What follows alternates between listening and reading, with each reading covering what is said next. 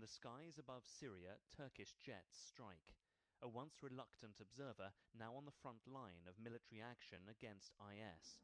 Turkey has sent F-16 jets into action and will allow its bases to be used for airstrikes. But it seems a condition is that Kurdish separatists, the PKK in northern Iraq, will also be hit in a two-pronged attack.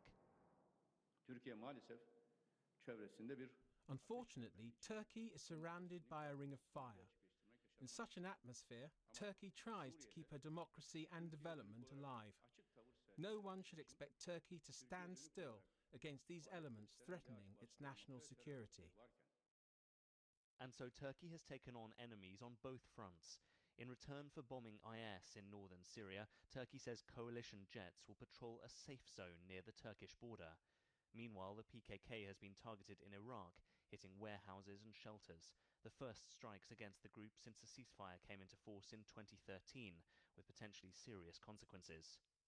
These attacks have unilaterally ended the 2.5-year-long non-conflict and ceasefire situation, and ceasefire no longer has any significance. The Turkish administration has practically ended it. On the ground in Turkey, a wave of arrests of suspected IS and PKK members, almost 600 now rounded up. The Turkish government says more will follow. This is a risky strategy by Turkey, exposing itself to IS attacks, but also to renewed violence among its own Kurdish minority, spurred by the PKK. 40,000 died during the PKK insurgency here, and if the ceasefire breaks now, the ghosts of the past could be reawakened.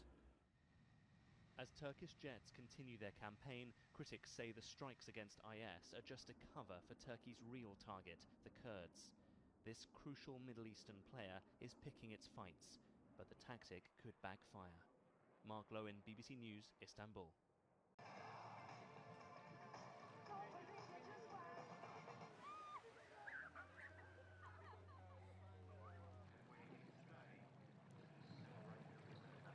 From 2010, we've celebrated the whales returning to Harvey Bay with the paddle out. It's become a real conservation day because we also remember that whales are still being hunted in this day and age.